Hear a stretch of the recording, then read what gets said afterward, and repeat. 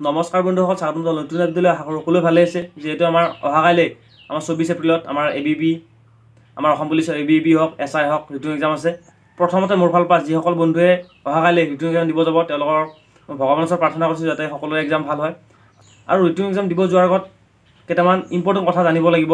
হয়তো আমি কিছুমান কথা নাজানিলে বা আমি অলপ ভুলৰ কাৰণে হয়তো আমাৰ ৰিটেন এক্সাম কেঞ্চেল হ'ব পাৰে বা আমাক পৰীক্ষা দিব নিদিব পাৰে। সেইকাৰণে আমি পৰীক্ষা দিব যোৱাৰ আগত আমি ইনষ্ট্ৰাকশ্যনটো আমি জানিব লাগিব, আমি কি কৰিব লাগিব, কি নিব লাগিব। সেই মই আজি একেবাৰে সহজ ভাষাত আৰু একেবাৰে শ্বৰ্টকৈ বুজাই দিম আমি কি নিব লাগিব আৰু আমি কি ভুলৰ কাৰণে হয়তো আমাক পৰীক্ষা দিব নিদিব পাৰে। যিহেতু আমাৰ প্ৰথমতে SI এক্সাম হ'ব ৰাতিপুৱাৰ ভাগত, আৰু আমাৰ ABB যিসকল কেণ্ডিডেটে ABBত ৰিটেন দিবলৈ নাম আহিছে তেওঁলোকৰ পিছবেলা এক্সাম হ'ব। যিহেতু আমাৰ SI এক্সাম 10টাৰ পৰা 12টালৈকে আছে, সেয়ে মই মোৰ ফালৰ পৰা এইটো কথা ক'ব বিচাৰোঁ যে আমি 9টা বজাত গৈ পাব লাগিব। যিহেতু আমাৰ হয়তো ক'ভিডৰ প্ৰট'কল মানিব লাগিব পাৰে, সেইকাৰণে আৰু ইনষ্ট্ৰাকশ্যনত উল্লেখ কৰিছে যে আমি এঘণ্টা আগত গৈ পাব লাগিব। আমি যদি পৰীক্ষা আৰম্ভ হোৱাৰ 10-15 মিনিট পিছত যাওঁ তেতিয়াহ'লে আমাক পৰীক্ষা দিব নিদিব। প্ৰথম কথাটো হ'ল আমি ৰিটেন এক্সামৰ সময়ত আমি এঘণ্টা আগত গৈ পাব লাগিব। ছেকেণ্ড কথা হ'ল কি বহুত ল'ৰা ছোৱালী কনফিউজ হৈছে পোষ্টকাৰ্ড ফটোখননো কি, আৰু পোষ্টকাৰ্ড ফটোখন নিনিলেও হ'ব নেকি। হয়তো বহুত ল'ৰা ছোৱালীয়ে ক'ব পাৰে যে পোষ্টকাৰ্ড নহ'লে হ'ব, পাছপৰ্ট নিলেও হ'ব। এটা কথা আমি ভালকৈ জানো যে আমাৰ এতিয়া এনেকুৱা হৈছে অসম চৰকাৰে আমি যদি এটা সৰু ভুল কৰোঁ হয়তো আমাক কেঞ্চেল নহয় একেবাৰে বাহিৰ কৰি দিব পাৰে। সেয়ে মই ভাবোঁ যে ইনষ্ট্ৰাকশ্যনত যিখিনি উল্লেখ কৰিছে আমি সেইখিনি বস্তু নিব লাগিব। যিহেতু আমাক ইনষ্ট্ৰাকশ্যনত উল্লেখ কৰিছে আমাক পোষ্টকাৰ্ড চাইজ ফটো বিচাৰিছে, সেয়ে আমি পোষ্টকাৰ্ড চাইজ ফটো নিব লাগিব। কাৰণ আমি ক'ব নোৱাৰোঁ হয়তো আমাৰ যদি কিবা অকণমান ভুলৰ কাৰণে আমাক ৰিটেন এক্সামৰ পৰা বাহিৰ কৰি দিব পাৰে। সেয়ে এইখন হ'ল পোষ্টকাৰ্ড চাইজ ফটো, আৰু আমি কম্পিউটাৰ দোকান গৈ ক'লেই হ'ল যে আমাক পোষ্টকাৰ্ড চাইজ এখন ফটো বনাই দিয়ক, আৰু তেওঁলোকে জানে তেওঁলোকে বনাই দিব। চ' আমাৰ প্ৰথম পইণ্টটো হ'ল আমি ৰিটেন এক্সাম হোৱাৰ এঘণ্টা আগত গৈ পাব লাগিব। ছেকেণ্ড কথা হ'ল আমি পোষ্টকাৰ্ড চাইজ ফটোখন ল'ব লাগিব। 3 নম্বৰতে হ'ল আমি কলম নিব লাগিব, বল পেন ব্লেক বা ব্লু হ'লে হ'ব।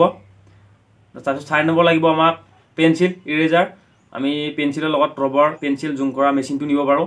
তাৰপিছত আমাক 5 নম্বৰত লাগিব আমাক অৰিজিনেল ID প্ৰুফ এখন, আমাৰ আধাৰ কাৰ্ড হওক, পান কাৰ্ড হওক, বা আমাৰ ড্ৰাইভিং লাইচেঞ্চ হওক, বা আমাৰ ভোটাৰ কাৰ্ড হওক। নেক্সট আমাক 6 নম্বৰত লাগিব আমাৰ এডমিট কাৰ্ডখন, আমাৰ যিহেতু আমি পৰীক্ষা দিব গ'লে আমি এডমিট কাৰ্ডখন নিব লাগিব। আমাক 7 নম্বৰত লাগিব ফেচ মাস্ক, আমি ফেচ মাস্ক এখন নিব লাগিব। যিহেতু আমাৰ ক'ভিডৰ প্ৰট'কল মানিব লাগিব, সেই হিচাপত আমাৰ ফেচ মাস্কখন লৈ যাব। আৰু যদি কোনোবাই ডেবিট কাৰ্ড বা ক্ৰেডিট কাৰ্ড নিব বিচাৰে তেওঁলোকে নিব পাৰিব। আৰু যিসকলে চশমা ইউজ কৰে, আগৰ পৰা চশমা ইউজ কৰা অভ্যাস আছে, তেওঁলোকে চশমা নিব পাৰিব। কিন্তু কালাৰিং চশমা বা এনেই ষ্টাইলত যদি আমি গ্লাছ পিন্ধি যাব বিচাৰোঁ চশমা, তেতিয়াহ'লে আমাক পিন্ধিব নিদিব।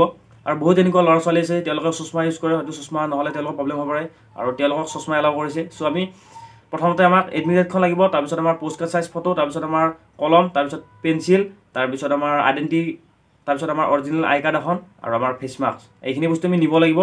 আৰু আমাৰ এতিয়া এনেকুৱা অৱস্থা আছে যদি আমি কিবা এটা সৰু ভুল কৰোঁ তেতিয়াহ'লে আমাক পৰীক্ষাৰ পৰা বাহিৰ কৰি দিব। সেয়ে মই মোৰ ফালৰ পৰা ক'ব বিচাৰোঁ যে প্ৰত্যেকজন ল'ৰা ছোৱালীয়ে যিখিনি আমাৰ ইনষ্ট্ৰাকশ্যনত উল্লেখ কৰিছে এইখিনি বস্তু আমি সকলোৱে লৈ যাব লাগিব। চ' ভিডিঅ'টো এইখিনি আছিল, মই সহজভাৱে বুজাই দিলোঁ যে আমি কি বস্তু নিব লাগিব। আৰু আমাৰ হয়তো বহুত ল'ৰা ছোৱালী ভাবিব পাৰে যে পোষ্টকাৰ্ড ফটোখন কি, বা মই দেখা দিলোঁ পোষ্টকাৰ্ড ফটোখন কেনেকুৱা। আৰু হয়তো বহুত ল'ৰা ছোৱালীয়ে ক'ব পাৰে যে পোষ্টকাৰ্ড ফটোখন নহ'লে হ'ব, পাছপৰ্ট হ'লেও হ'ব। যিহেতু আমাক পোষ্টকাৰ্ড চাইজ বিচাৰিছে 10 টকা বা 20 টকা ল'ব, যাতে পোষ্টকাৰ্ড চাইজ ফটো এখনৰ কাৰণে যাতে পৰীক্ষা নিদিয়াকৈ গুচি আহিব নালাগে। বাছ মোৰ ফালৰ পৰা এইটো মই এতিয়াই কৈ থ'লোঁ। যিহেতু আমাৰ অহাকালি পৰীক্ষা, এইখিনি সকলোৱে ৰেডি কৰি লওক। হয়তো সকলোৰে হৈছে, আৰু যিসকলে কৰা নাই এতিয়ালৈ অতি সোনকালে কৰি লওক।